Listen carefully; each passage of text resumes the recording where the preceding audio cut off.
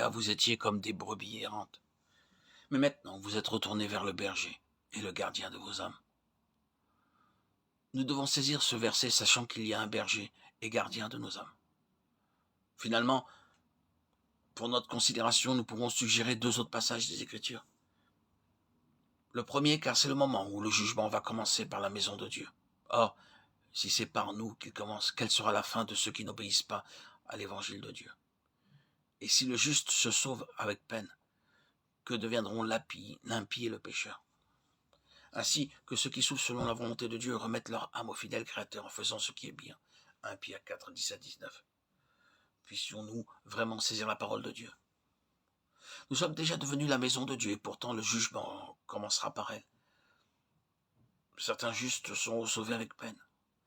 Par conséquent, que ceux qui souffrent selon la volonté de Dieu remettent leur âme au fidèle Créateur. Nous devrions être déterminés à ne rien céder à notre âme, ni chercher à satisfaire ses désirs, mais à souffrir selon la volonté de Dieu. Prenons en considération le deuxième passage des Écritures. C'est pourquoi, frères, appliquez-vous d'autant plus à affermir votre vocation et votre élection, car en faisant cela, vous ne broncherez jamais. C'est ainsi, en effet, que l'entrée dans le royaume éternel de notre Seigneur et Sauveur Jésus-Christ vous sera largement accordée. 2 Pierre 1, 10, 11. L'apôtre s'adresse ici à ces personnes qu'il appelle frères, indiquant ainsi qu'elles sont déjà nées de nouveau. Néanmoins, il est signalé ensuite qu'elles doivent s'appliquer à affermir leur vocation et élection. Avoir la vie éternelle, c'est avoir quelque chose d'immuable. Mais dans le royaume, certaines personnes pourront être éloignées. Comparons ces 2 phrases. Se sauve avec peine et largement accordée l'entrée dans le royaume éternel de notre Seigneur et Sauveur Jésus-Christ.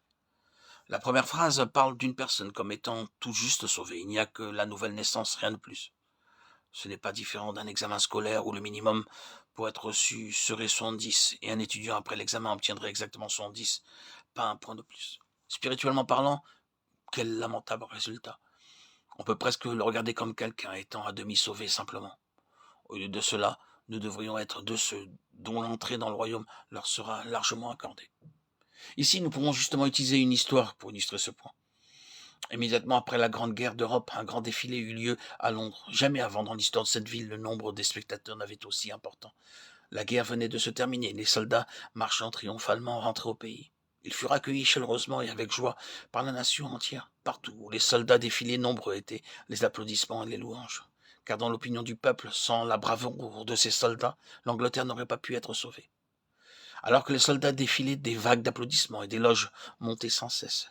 Les rangs passaient les uns après les autres, quand soudain l'atmosphère devint explosive par des vagues encore plus grandes d'applaudissements et de louanges. Beaucoup qui regardaient attentivement furent émus jusqu'aux larmes, et à un certain moment la noblesse salua et le roi enleva sa couronne. Mais pourquoi?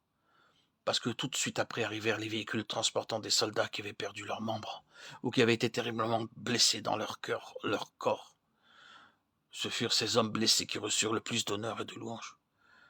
La gloire que reçurent les soldats qui passèrent avant fut bien plus petite que celle reçue par ceux qui étaient blessés. Beaucoup qui seront sauvés avec peine entreront dans le ciel, dans le futur. Cependant, ils ne pourront pas entrer richement dans le royaume de Dieu. Mais pour ceux qui, sur la terre, auront souffert pour le Seigneur, ils recevront beaucoup dans ce jour, tout comme les soldats blessés reçurent beaucoup pendant la marche triomphale à Londres.